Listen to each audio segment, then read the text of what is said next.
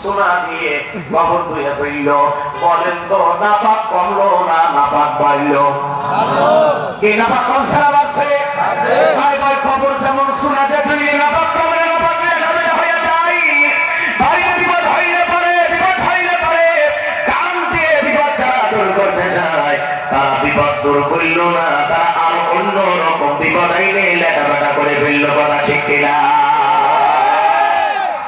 এবার তারা একটা যুক্তি দেয়, এই যুক্তি দিলাম, তারা একটা যুক্তি দেয়।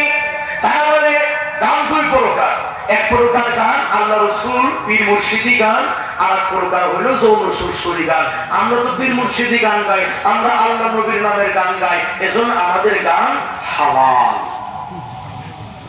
কথা বলে না? এখন ওরা আল্লাহর নামের গান গাই, কিন্তু বলেন ভাই ওদের গানের সঙ্গে বাদ্যযন্ত্র আছে না নাই? এই কথা কোন আছে না নাই?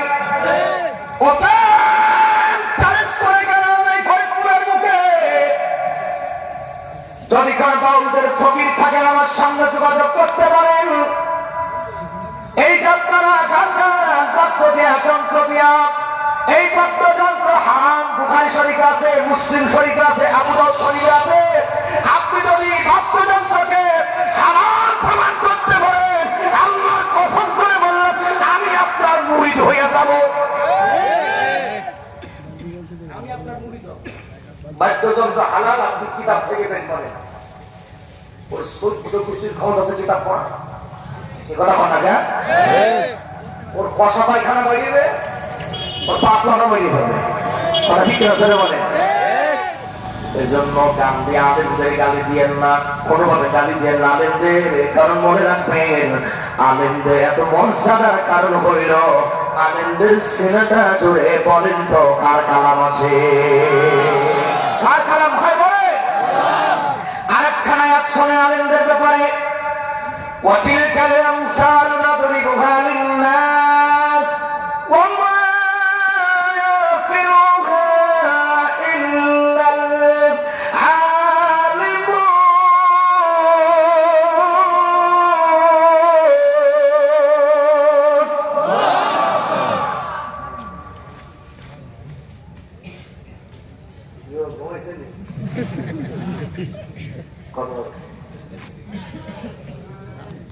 নাই 11:30 শুয়ে পড়ছে। কি কষ্ট হচ্ছে নাকি? হ্যাঁ, মনোযোগ দিয়ে শুনতেছেন তো কথাগুলো ভাই? মনোযোগ দিয়ে শুনলে কয়টা জিনিস পাওয়া যায়? মাশাআল্লাহ, এখনো মনে আছে আলহামদুলিল্লাহ বলি। 1 নম্বরে কি নাজিল হয়, 2 নম্বরে কি বাড়ে, 3 নম্বরে কিসের মালা? হিদায়াতের মালা। আল্লাহ তিনটা আপনি আমাদের জন্য কবুল করেন, বলেন আমিন। আপনি কোরআন থেকে আমাকে একটা আয়াত দেখান, হাদিস থেকে একটা আয়াত দেখান, গানের মজলিসে রহমত নাযিল হয় দেখান।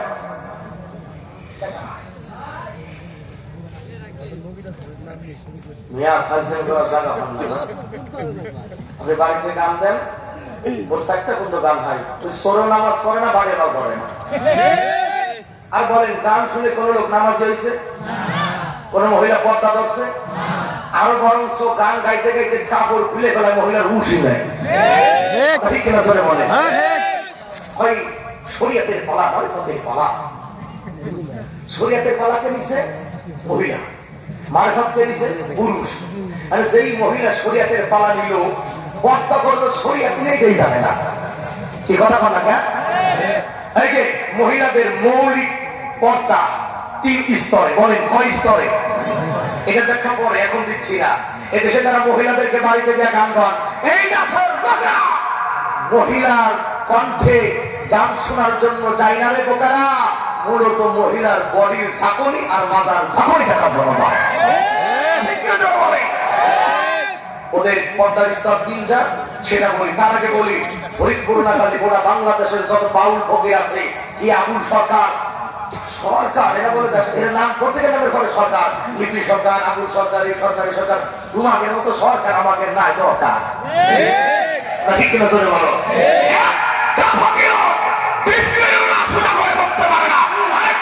মুসলমান তুমি বিসমিল্লাহ বলতে পারো না?